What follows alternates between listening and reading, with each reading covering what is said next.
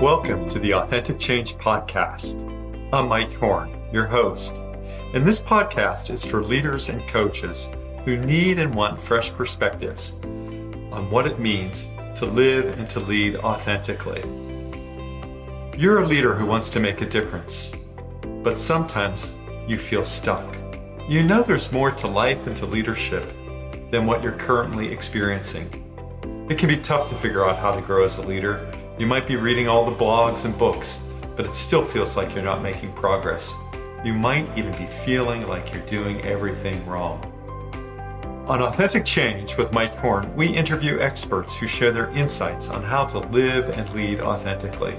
Our guests are trendsetters in building great leaders, teams, and organizations. We provide fresh perspectives on what it means to live with purpose and authenticity. Welcome to this episode of the Authentic Change Podcast. Welcome to this episode of Authentic Change with Mike Horn. I am absolutely delighted to have in our virtual studio today, Mike Acker. And Mike is the author of multiple books, but let's say in a nutshell, he's an executive communication coach, a keynote speaker, and if you wanted the number, the author of 10 books, including the bestseller, Speak with No Fear and Speak with Confidence, published by Wiley. Mike is a recognized expert in communication and executive presence. Mike is going to talk more about his coaching business, his speaking work, and how he inspires audiences using stories. And I'm going to let him tell some of the stories, but they're quite hilarious. And I think what he's able to do in his work is to move up, down, and across an audience. It doesn't matter if a person is an employee. It doesn't matter if they're a manager. It doesn't matter if they're an executive. Mike's really able to work with broad audiences. And he's just by avocation or a rock climber, a wake surfer, a skier, and engaged in his church and building Legos with his son and going on dates with his wife. So let's talk about this and welcome Mike Acker. Welcome, Mike. Hey, thank you so much, Mike. Looking forward to talking with you and your audience. Every day I start off with just a simple desire. I want to help people. And so today, as you're listening to Mike's podcast, I want to help you, give you some clues, some ideas, some applications, some encouragement, some entertainment, a little bit of that for you today.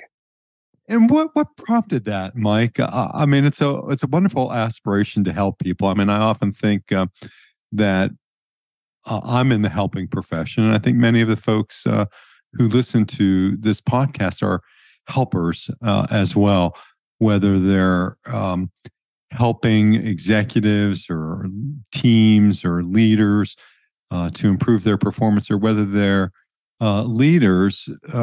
It is all about a sense of moving forward and helping others to succeed. So what led you to that calling? And then how did you channel that into communications and executive presence? Absolutely. So when I was about 18 years old, I went through this book on really who are you? What are you about? What's your purpose? And I remember writing a rough draft of kind of a mission statement for my life. And then throughout the years, I've just honed it. So my big mission statement, my purpose, is to help people realize their potential. And part of that comes from being in a master's class where the professor said, when you're young, potential's great. When you're older, you don't want to have potential. You want to have experience. So I've thought through that over the years and really thought, I don't want to just have all this ability, possibilities, opportunities, but never take advantage of them. I want to take them. And that's what I want for other people. And so in all the different roles that I've had in executive directors and nonprofit and for-profit and sales and consultative sales, in public speaking, my goal is to help people realize their potential. Now, why communication? Well, communication was not natural for me. And I think that is a great reason why people want to work with me and why people like reading my books, is because they look at it and go, well, if this guy can do it, anybody can. In fact, on my first Audible, which I recorded at a friend's home. It was a self-published book, did it on my own. It launched off to great success. And I was reading through the reviews one time, and one of the guys, it's got something like 4.5 positive reviews, but some of them are negative, right? And so out of the 250 reviews on Audible, my first book has one review. The guy says, if this guy can do it, anybody can. I thought, well, okay, he meant it as a 1-star review for my book. But I thought, yeah, because when I was a kid, I had a speech impediment. And that speech impediment took me away from living out my potential. Thankfully, I worked on it, overcame it, and was able to do some things and get out there and do some spelling bees and some science fairs and realize potential. Then I moved to Mexico and I couldn't speak the language. And so I had all this potential of having friends, potential of having influence, potential of being part of the culture, but I wasn't realizing it because I had this inability to speak in Spanish and all kinds of other stories. So once I learned it, I was able to realize that potential and able to achieve more and do more and have friends. And then I moved back to the United States, and all of a sudden there was all these other obstacles. And here's what I found out again and again. People have obstacles to their success. They have obstacles to their career advancement. They have obstacles to their dream job. They have obstacles for their influence. They have obstacles in their relationships. And one of the primary obstacles is communication. It's public speaking. It's ability to bring out in an oral way what's happening in your mind. And so that's what I get to do in my books. It's what I want to help people do in my mission statement. I want people to realize their potential primarily through communication. And one of the things I know as a coach and an observer and a student of organizations, and having worked on the transformation of some, it's difficult for people to step into potential sometimes, to step into a possibility. It's not that they're so afraid to let go of the past or they're not engaged in the present, but to step into something new is challenging in many ways. What do you make of that, Mike, about the difficulties to step into potential? I think sometimes it's a doubt that it's actually a real potential. So, for example, I don't have the potential of being the greatest basketball player ever. That potential. Maybe I had it as a kid if I put in the work. Probably not. That potential was locked to me probably by the time I got to be a teenager, and I wasn't a huge basketball player. But if I had believed in it, definitely I would have more potential than what I realized in basketball. So sometimes we just don't believe in it. Sometimes we don't want that. Like, sometimes you look at somebody and say, you could potentially be a great whatever it is. You could potentially be a great basketball player. And that person goes, I don't want to be a great basketball player. Sure, I'm tall. Sure, I'm athletic, but it's not a desire of mine. So sometimes it's just simply they don't have a desire, but sometimes they doubt it. Really? No, I don't think I could be a great basketball player. That's not me. So sometimes it's doubt that keeps it. Sometimes it's the lack of desire that wants it. Sometimes it's a victim mentality where they go, well, yeah, I could have been a great basketball player, but I can't now. Well, even me in my 40s now, yeah, I can't be an NBA basketball player. But if I wanted to, could I be better than what I'm at? Yeah, absolutely. But there's a mindset that goes on, well, I'm in my 40s now. I got to be careful. I got to jump. And so we start creating all these excuses. So sometimes it's the doubt that it's even possible. Sometimes it's a lack of desire. Sometimes it's this mindset of, well, not me. I couldn't do that. And it's this victim mentality. And sometimes it's the external obstacles that keep us from being there. I was in Haiti at one point in time. I was watching these people get up early in the morning and they're getting ready for jobs, and yet they don't have a job. They're just getting ready for a job and they're standing out there hoping that somebody will hire them. So that's a huge, what's the potential of someone like that? Huge, hardworking person gets up in the morning, is ready and eager to work. What's the potential in a land of opportunities? A ton. But what about their potential in the land of few opportunities? It's not about victim mentality. It's that realistically, the opportunities in a place like Haiti is far less than a place like the United States. And so they have external obstacles. I had a speech impediment. It was an external obstacle. It was something that was health. It wasn't a mindset, in other words, internal to my physiology, but not into my mindset. And that was thankfully something that I could do with the help of some people, learn how to speak. So sometimes there's a real obstacle, whether it's location, like being in Haiti, or something physiological, like my speech impediment. So there's a ton of different reasons that comes into people not realizing their potential. I think when ultimately, though, the two that I would focus in on for our sake here is doubt and victim mindset. If you just don't want to, like, hey, I don't really care being a master pianist. It's not something I'm looking forward to. Did I have the potential? Possibly, but it's not a lack of desire. But in these other ones, it's just doubt. Mm.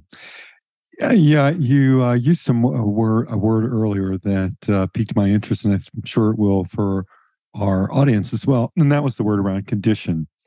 And in my coaching practice, I think about it in three ways, in ways that sometimes I think about it in three ways, in ways that I work with people. And it's about catalyzing. It's about getting the engagement, off to a start. It's about understanding the goals that are at stake here, understanding what else might be at stake.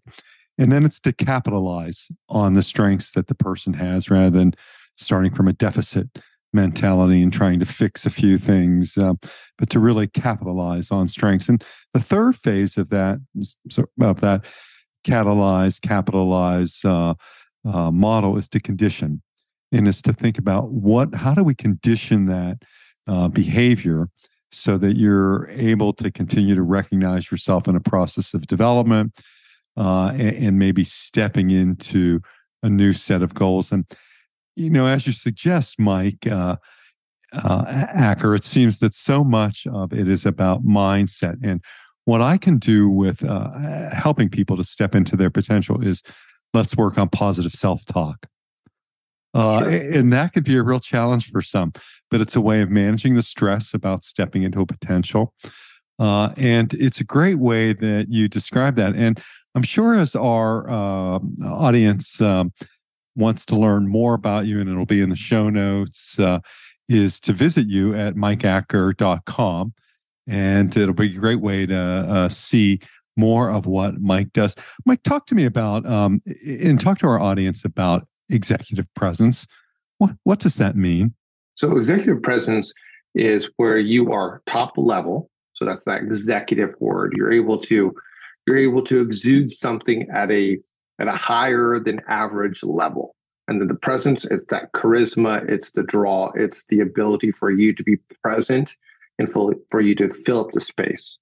So you're talking about top level charisma, top level presence, being present, really confidence. So where do you get that from? And here's what I always tell people, that consider this like two different rulers that go up to 10 each. Now, if on the right ruler, if you're watching this, if on the right ruler, my right hand is up, if your leadership was this right hand, it's level 10, but your communication is level 2, way down here, then what will happen is it will pull down your leadership presence down to a level 4 or 5. So your communication, your poor communication, actually causes people to see you as less than what your leadership presence actually does. Now, on the communication, on the other hand, is if you have a level 10 communication and you have a level 2 leadership, your high communication will actually pull up your perceived presence. So I know one that was in an area I used to live at, great communication, poor leadership. People assumed that he was a great leader because of his great communication. It wasn't the case. I also know someone who is an international level, top 10 communicator or leadership, but people assume that he has great communication. And eventually people see through that and leave the organization. So when you have hugely charismatic people drawing people into their organization and leaving, great example of someone who actually seems like they have executive presence, but it goes away relatively fast. Now, what happens when you have super high communication, 8, 9, 10, and super high leadership, 8, 9, 10? So super high on both of these different aspects. When you marry those two together, that's where you get executive presence. They're able to execute, get things done at a super high level, influence people. That's what leadership ultimately is. Leadership is influence, nothing more, nothing less, says John Maxwell. But you're also able to present it in a super high level. That's that communication. So how do you get the leadership aspect? Well, there's tons of books about being the leadership aspect, the executive aspect. In terms of the presence aspect, I wrote a book called Speak with Confidence, and I talk about 3 different aspects of really high level, great, confident communication that contribute to this executive presence. And I mean, that would be a great resource for folks in our audience to visit. And I'm sure they can find it on Amazon or by visiting mikeacker.com. And Micah, one of the things that, I talk about some of the approaches that I bring to my work, and this may be helpful to our audience as well. When I talk with clients, I say that I bring 3 things to a situation. I bring a sense of presence, mm-hmm. a sense of who I am and who I'm not. I bring a sense of hope that whatever is going on at this moment in time, I mean, there is a possibility, and to work in that possibility takes some time. And the third thing is discernment, to figure out, what's work here and what's not work. Where's the noise and all of this, so that we can really focus on that individual bringing the best of him, her, or themselves to any situation. So I often think about this word presence and what it means. And clearly there are elements of confidence. There are elements of, perhaps conviction, that you believe what you're doing. And, in my work and my last book, Integrity by Design, I talk about alignment. And, good if you can get your words and actions to match, even better if we can work on the whole package of, cognitions and behaviors and words. So as you really help people to develop their confidence, or to convey confidence, what do you do? What are the suggestions that you have that would be helpful to those in our audience who, are either struggling with presence themselves or are helping others to develop their presence, confidence? Yeah, absolutely. So in the book, Speak with Confidence, I talk about 3 parts, the 3 different aspects. So if you imagine a 3-legged stool, if you only have 1 leg, what's going to happen? You're just going to slide right off it. If you have 2 legs, you're going to wobble a whole bunch. If you get 3 legs, so you can stand strong and confident on that stool. So the 3 sources of confidence, the 3 sources are external skills. So what you're doing, how you're sounding, what you're looking like. It's the way you're coming across. It's the how of communication. It's the how of speaking. It's the how you're being perceived externally through the ears and through the eyes. Then there's the messaging. It's what's going on inside of your head. Now, if I don't know what I'm talking about, then I shouldn't have confidence in what I'm saying. So if you said, hey, Mike, speak to me about nuclear fission, I'd be like, done. I'm done, because I have no confidence to be able to speak about that topic confidently. So it's about what you're saying. Ask me to speak about my family. I can do that confidently. Ask me to speak about communication or emotional intelligence or leadership. I can do those confidently, not because I understand it, not just because I understand it, but also I can frame it up in a way that you can pick up what I'm putting down. So 1 leg, skills, cadence, pace, pauses, things like that. And 2nd leg is your messaging. And then your 3rd leg is your identity. Now, this is the one right here, Mike, where a lot of people, they don't understand how important this one is. Like, a lot of people reach out to me like, Mike, hey, help me in my communication. Just teach me some tips and tricks. In other words, teach me some external things to do. Like, how do I modulate my volume? How do I use my voice to be more authoritative. How do I do that? Then I'll be a great communicator. No, it's not just that. Or other people say, Mike, help me write a speech. Okay, great. Let's organize your thoughts so that other people can pick it up. But where nervousness, lack of presence, lack of confidence really, really, really comes down to is this third leg, and it is identity. It's your speaker identity. It's how you perceive yourself. Now, if you get up in front of people and one, you know you have some skills, two, you know you have a good message and it's organized in a way that people put up, but you don't have speaker identity, then you will come across weak, unconvincing, unpersuasive. You will get up there and you will just kind of like, well, here's maybe, and is this what I... But if you go in there and you know you have some skills, you know you have a good message, and you believe and know your value, you can get up there and say, look, this is what's going on. This is what's helpful to you. And you can come across strong, authoritative in a good way, very confident. It needs to be a grounded presence. Going back to that basketball idea. If I go to the courts, I'm like, I'm the best basketball player ever. And I got this mindset that's like, I'm amazing. Well, I'm okay. But my skills do not match up to my mindset there. So I want great skills. I want great messaging. And then I want a great identity. I want to know my value. I want to know who I am so I can be who I am off stage and also on stage. It's so great. I often work on these ideas of messaging and identity with folks who are clients. And one of the exercises I often ask them to do is to go out and ask a couple people to have them describe you, the client, in 3 words. And, maybe it takes people back at first, but just, get their first reaction, see what words you collect. And I've done it myself. And the words that I typically hear people describe me is calm, competent, and confident.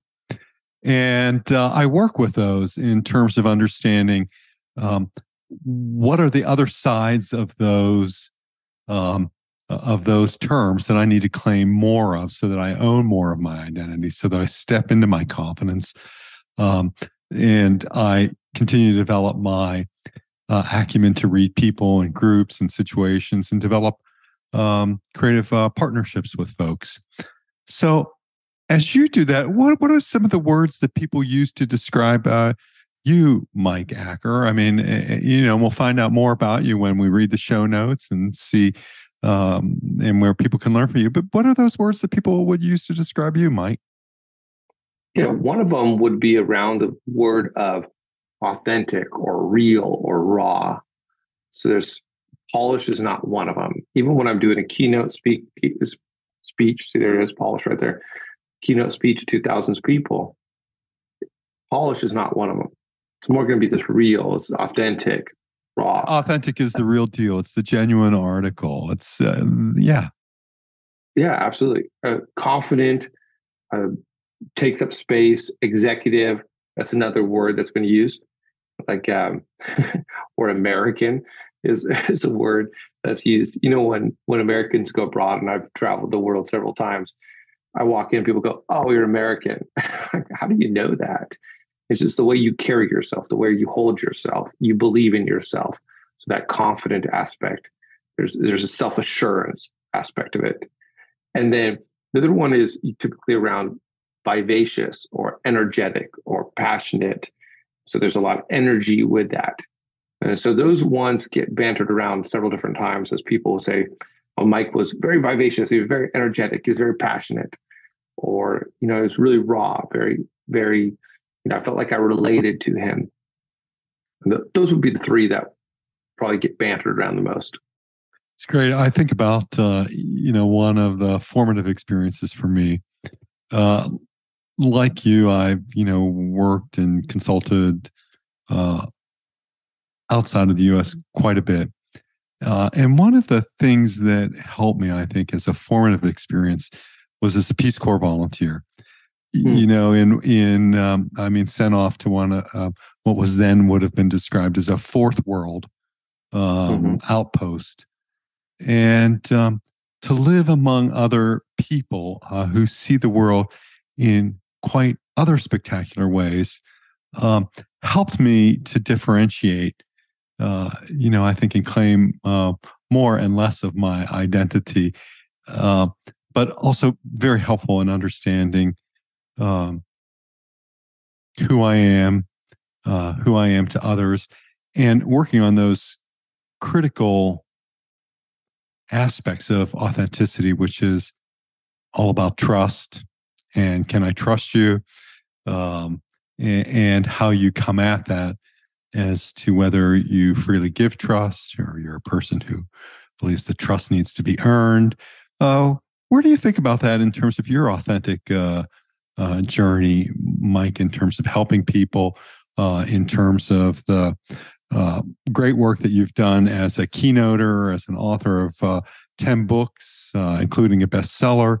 And where do you stand on your journey today in terms of bringing more of who you are to what you do? I think there's an unveiling of yourself throughout your life. There was a book I read, Sophie's World. Uh-huh. Sophie's World, 1994 or something it came out. And I remember reading it and going, and there was a big question of who are you? And it was a novel through philosophy is what the book was. I remember reading it going, who am I?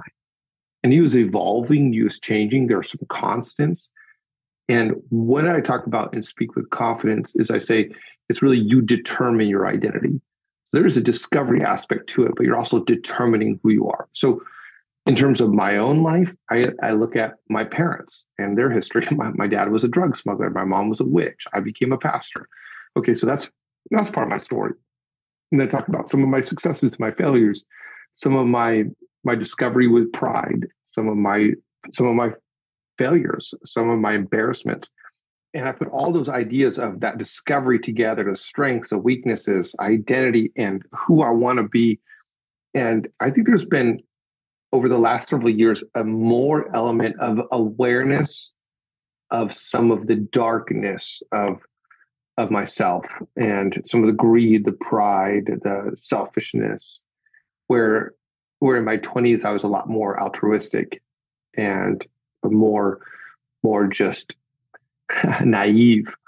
And so my own journey has gone towards just really focusing in on my strengths, to being more aware of my weaknesses, and then making sure that I have systems and help and people around me to take care of some of those weaknesses, not just professionally, but personally. So it's really been an interesting journey. What's the next book you're working on, Mike? Yeah, I've actually just finished the rough draft of the 5 drivers of success. And the idea is this: what makes you successful? And if you look at someone who's successful, what are the things the components that they have? And so I just finished it up. It's actually just came back to me as a rough draft or as an edited rough draft. And then my book agent and I are talking about who's going to publish it. And then I got a couple other ones that I'm working on too. Wow, that's great. So perhaps at the end of this year, beginning of next year? Yeah, so I published my last book through Wiley, which is a major publisher. Right. And so their deal was that I can't publish another book for a year. So I can't publish till December 8th. And the book's done. And so we're shopping it around, seeing if someone wants to pick it up. And then I have another book on getting ready to speak that is done. But once again, I'm going to hold off on that as well until due time. That's great. And in the meantime, I'm sure that people can find resources available on mikeacker.com. And they can also learn more about you by visiting you on LinkedIn or Twitter. And we'll have all those links about how to get in touch with Mike and his work as an executive communication coach, a keynote speaker, author of 10 books, plus a couple that will be forthcoming. And really a great pleasure to speak today with Mike. I'm the best-selling author of Speak with No Fear and Speak with Confidence, published by Wiley. So, Mike, just as we begin to wrap up, if you were going to give our audience one piece of advice on speaking with no fear and speaking with confidence, what would it be? Yeah, I would say this. Where you are is not where you have to stay. So if you feel like you're stuck in your communication, if you feel like you got a barrier in front of you, if you feel like people have said that you can't do it or you're not that good, or whatever it is, three components will get you from where you are to where you want to go. Awareness of your starting point. We go back to basketball. If I'm not aware of that I'm shooting in a not great way, then I need to become aware of it. And then I need the knowledge of what to do differently. That's the second part. Okay, I'm aware that what I'm doing is not working. I have knowledge of what to do differently, and then I need to practice it and practice it and practice it. And that gets me from where I am to the next step, and to the next step. It's great guidance and advice, Mike, as all of us make progress one step at a time, moving one foot in front of another and developing the confidence to take the next step. And I love the ideas. Thank you so much about awareness, knowledge, and practice. It's been a delight to be in conversation today in this episode with Mike Acker. Please visit him at mikeacker.com, read the show notes, find other places to visit Mike. So just as we close out, Mike, thank you so much. Thank you. And to everyone in our audience, stay well until the next episode of Authentic Change with Mike Horn. Thank you for listening to the Authentic Change podcast. I'm delighted that you've tuned in to listen. Please visit the show notes for links to topics discussed in today's podcast.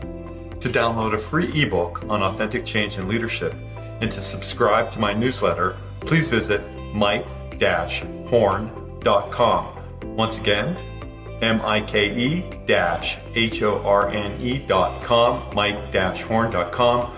Once again, thank you for listening to the Authentic Change podcast.